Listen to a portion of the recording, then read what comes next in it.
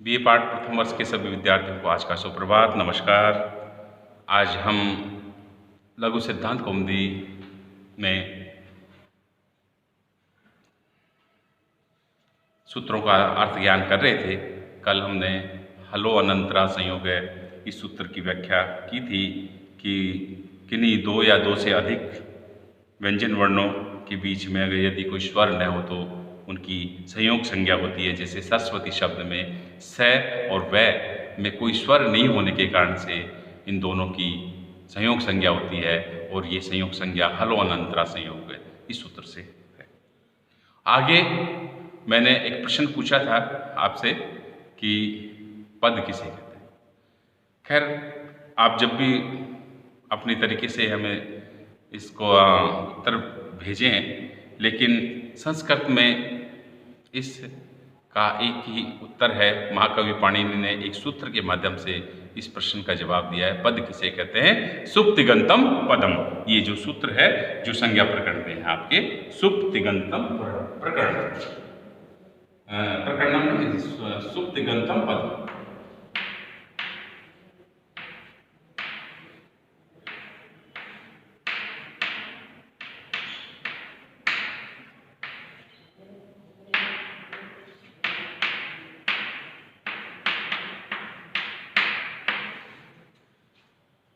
सुप्तिगंतम पदम। तो यहां सुप्तिगंतम पदम, ये जो सूत्र है, इसका मतलब है कि जिनके अंत में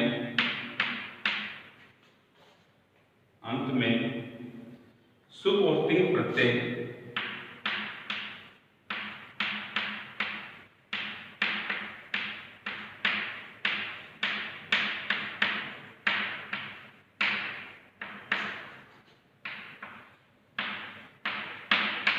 जुड़े होते हैं,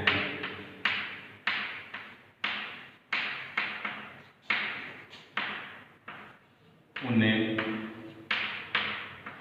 पद कहते हैं।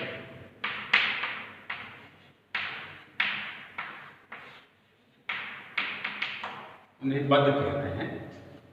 सुप प्रत्यय 21 होते हैं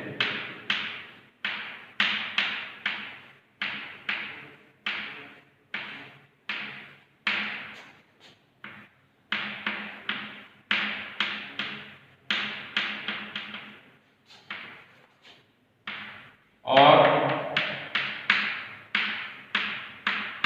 तिंग प्रत्यय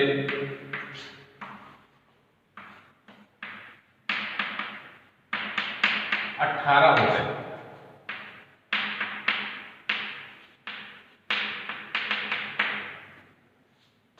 और तिंग प्रत्यय 18 होते हैं। अब सबसे पहले हमें सुप प्रत्यय कौन कौन से होते हैं उनके विषय में जानकारी लेनी है। सुप प्रत्यय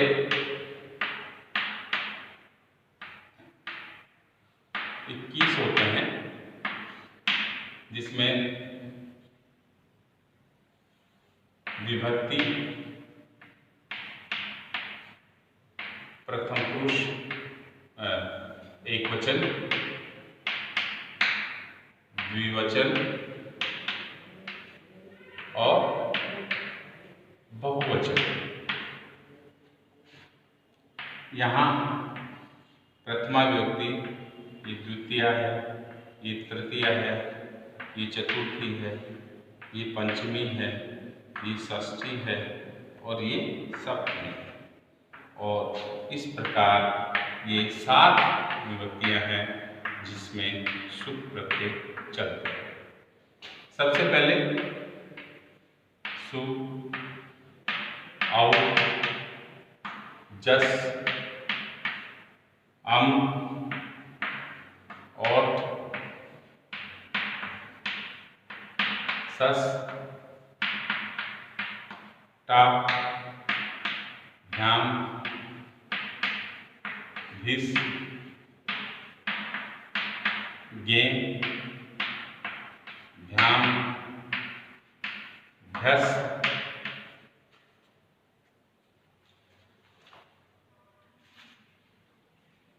घसीभ्याम घस,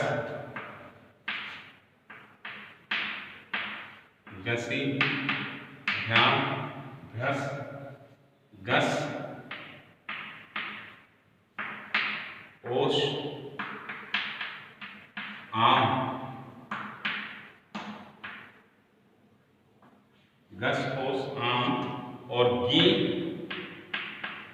ओस और सुप। ये जो सुप लास्ट में आता है ये 21वां प्रत्यय होता है, और इस प्रकार ये सु ओजस अम औटसस टाभ्याम बिस गेभ्याम घस घसीभ्याम घस, घस ओस आम गी और सुप, ये 21 हैं वो सुप प्रत्यय कहलाते हैं। ये 21 प्रत्यय हैं वो सुप प्रत्यय कहलाते हैं। परस्मयी पदी में अब हम तिंग प्रत्यय के विषय में अध्ययन करेंगे। जो 9 है वो परस्मयी पदी के तिंग प्रत्यय हैं, उनके विषय में अध्ययन करेंगे, जिसमें प्रथम पुरुष पहले है पुरुष एकवचन, द्विवचन और बहुवचन।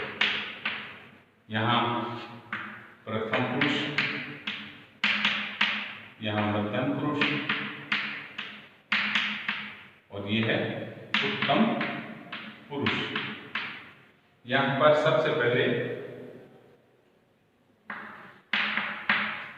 टिक, तस, झी, सिप, थस,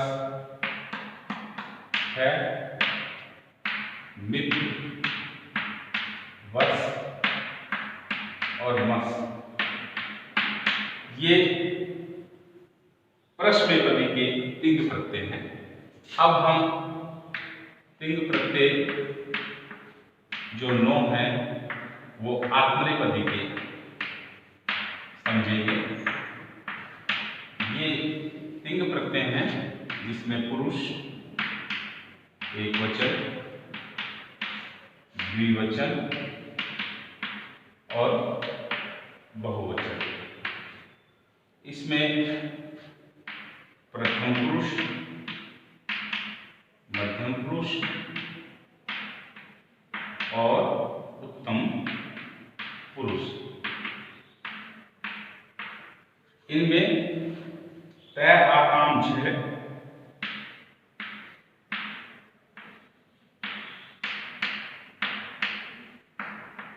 तय आकाम झ, खास आथाम धूम,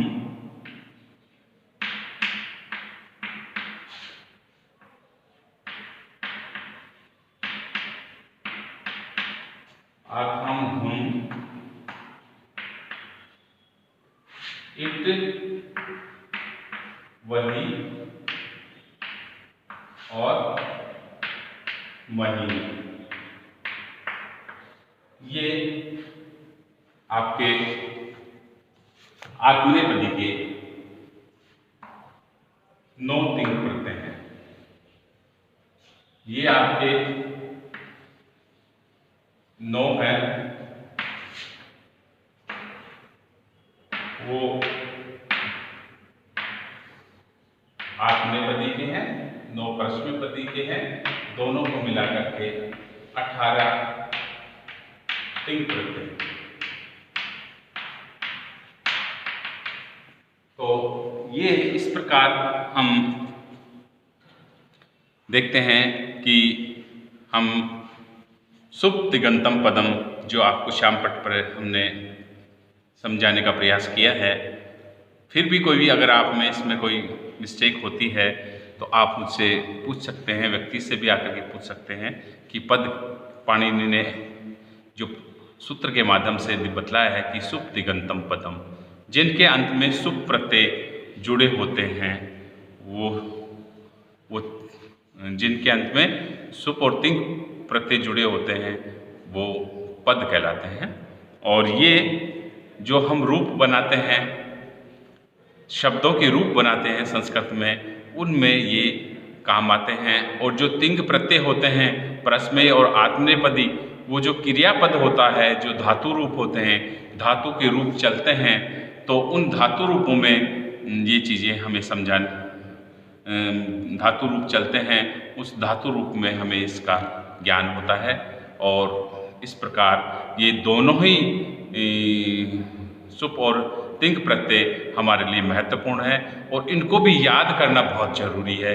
ये संज्ञा प्रकरण में ये जो कुछ सूत्र हैं जो आपको प्रथम वर्ष, द्वितीय वर्ष, तृतीय वर्ष, MA प्रवेश MA फाइनल तक ये सूत्र हमें बार बार काम आते रहते हैं और इनको याद कर लेना ही ज़्यादा श्रेष्ठ है, जिससे कि हमें आगे की जानकारी प्राप्त करने में और सरलता और समझ हमें हासिल होती है और हमें कठिनाई का महसूस नहीं होता है। इसलिए मैं सभी विद्यार्थियों से बार बार यही कहता हूँ कि इन सुप और तिंग प्रत्ययों को आप अधिगम करें और आप बार बार उच्चारण करें और आप स्वयं उसका एनालिसिस, विश्लेषण करें कि हमने कितने सही बोले हैं और कितने हमें याद हैं और कितना शुद्ध उच्चारण किया है। संस्कृत भाषा में मुख्य तो उच्चारण का ही सबसे महत्वपूर्ण ध्यान रहता है कि आपने शब्द का सही से उच्चारण नहीं किया तो आप संस्कृत के विद्यार्थी नहीं है। कि शुद्ध उच्चारण करना इसके लिए बहुत ही जरूरी है। शुद्ध उच्चारण इसीलिए संस्कृत में कहते हैं कि पहले स्त्रियों को पढ़ने का अधिकार नहीं होता है, कहते थे कि वो